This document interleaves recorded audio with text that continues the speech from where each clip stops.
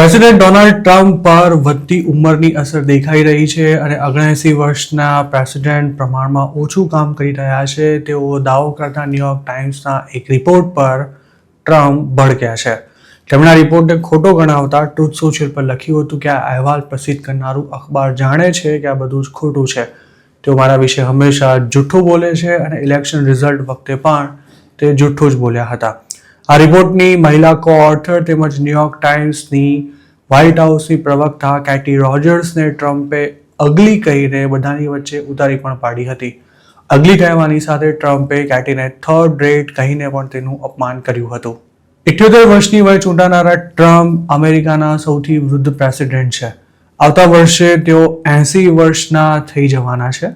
જો કે વધતી ઉંમરની અસર ટ્રમ્પના રોજબરોજના કામ પર દેખાઈ રહી છે તેવો દાવો કરતા ન્યૂયોર્ક ટાઈમ્સે એવું લખ્યું હતું કે હવે તેઓ પોતાની પહેલી ટર્મની સરખામણીએ ઓછી પબ્લિક ઇવેન્ટ્સ અટેન્ડ કરી રહ્યા છે અને બપોરે 12 થી 5 દરમિયાન જ તેઓ જાહેરમાં દેખાય છે.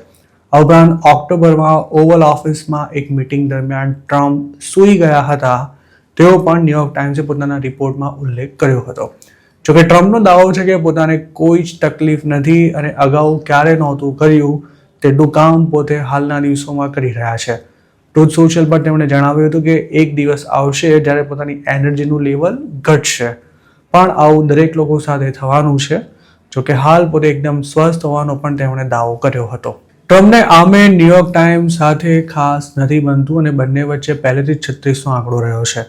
તેઓ અવારનવાર પોતાના પર પબ્લિશ થતા અહેવાલો અને આ અખબાર વિશે ગમે તેમ બોલતા રહ્યા છે.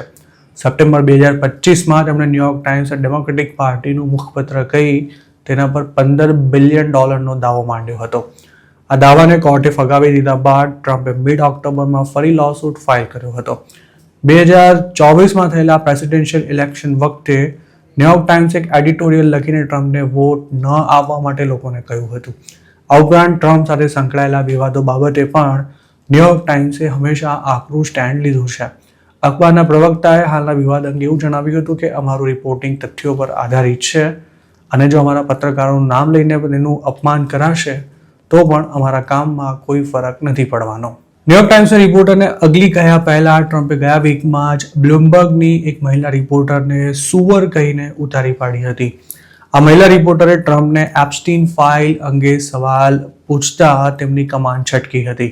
જોકે ટ્રમ્પના મહિલા પ્રેસ સેક્રેટરી કેરોલાઇન લિવિટને આ અંગે સવાલ પૂછાયો ત્યારે તેમણે એવું કહીને સ્પષ્ટ જવાબ આપવાનું ટાળ્યું હતું કે પ્રેસિડેન્ટ તો ખુલ્લા મનના છે અને તેઓ પત્રકારોનું સન્માન કરે છે તેમજ પોતાના મનમાં કંઈ રાખવાને બદલે જે હોય તે મોઢા પર જ કહી દે છે.